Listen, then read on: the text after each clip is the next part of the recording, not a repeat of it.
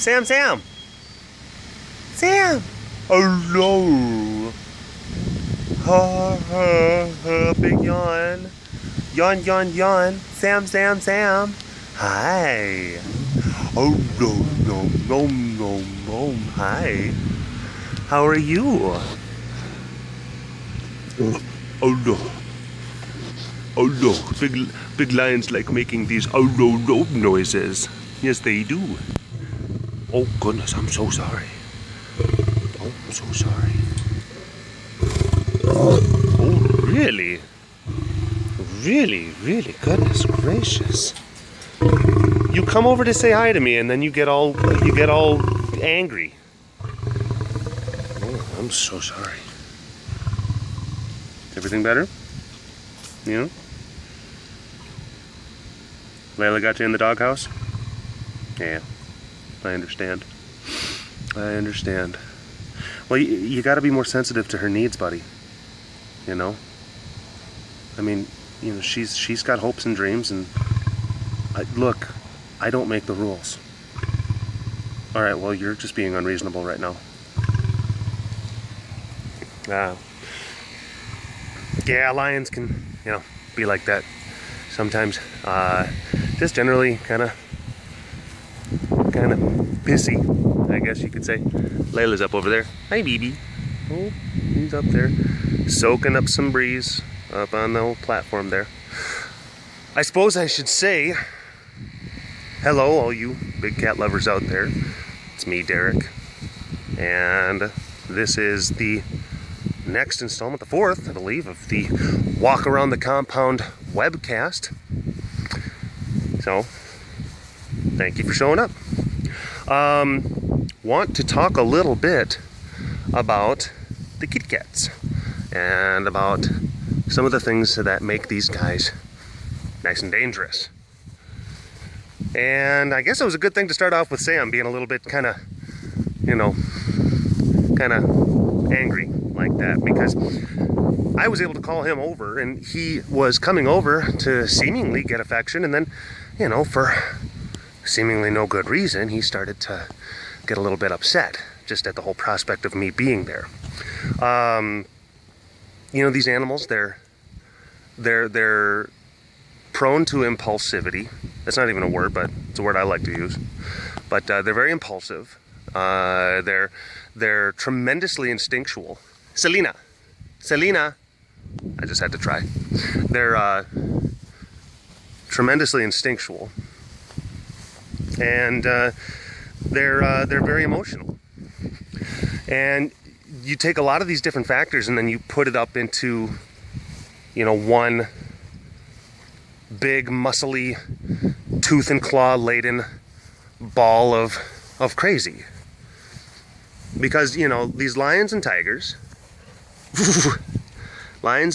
you know, they can get anywhere from 250 pounds to the smaller females all the way up to 750 pounds and sometimes even above for some of the bigger males. And just that, and she's peeing and doing the phlegm response right now, which she had her tongue out like that.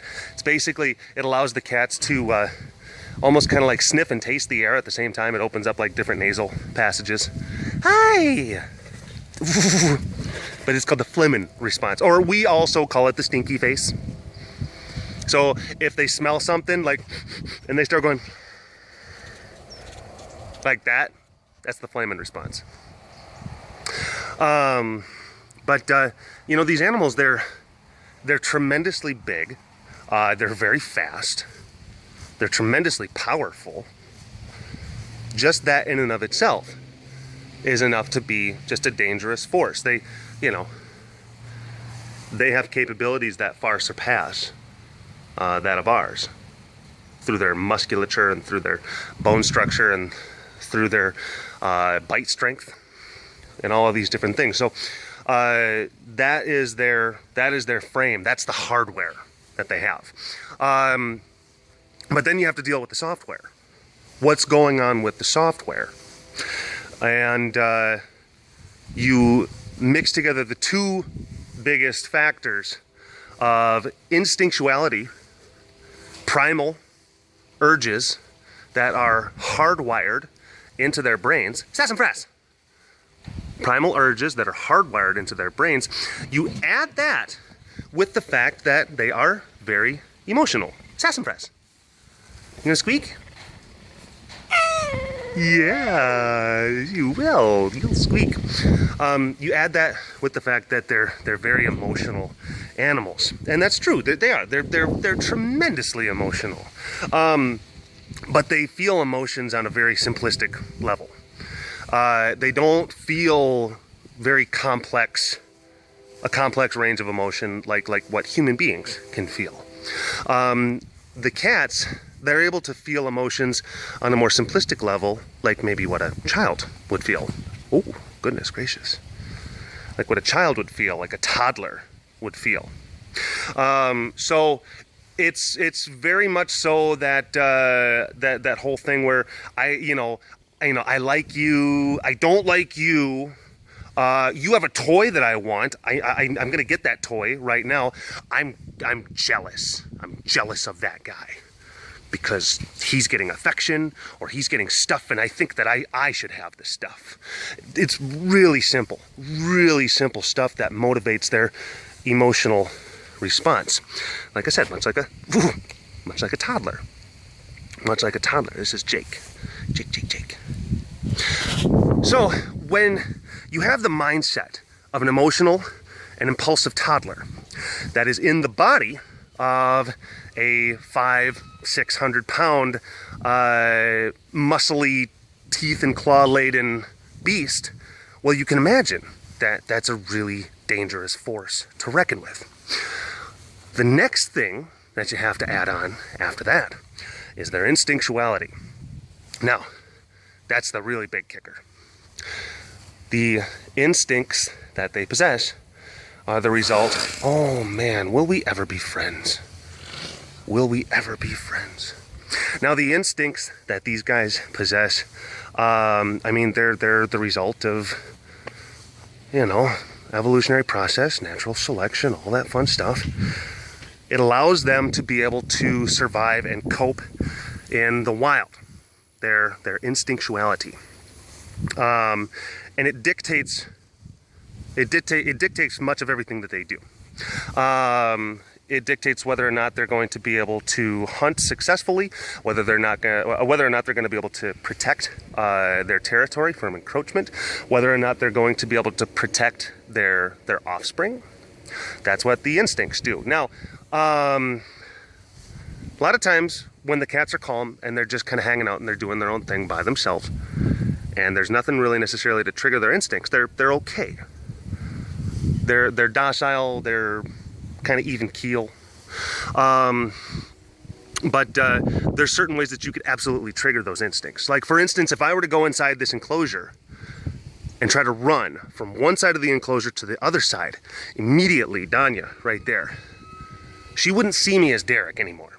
She wouldn't see me as the guy who, feeds her and gives her food. Feeds her and gives her food. Those are the same things. I was meaning to say gives her affection. She wouldn't see me as someone who you could define as a friend. She would just simply see me as something that had to be pursued, that had to be conquered, that had to be killed. That's that instinct part. You can't undo that programming. You can't undo that evolutionary hardwiring. That is the killer robot brain programming.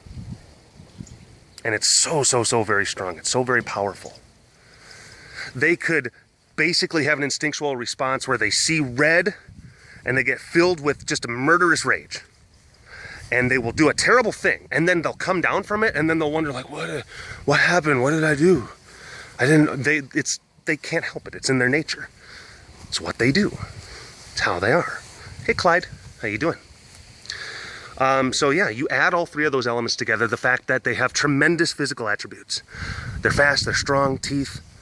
They've got toddler-like emotions, and they've got killer robot-like instincts. And you've got these truly awesome and terrible forces. Walk around the compound webcast.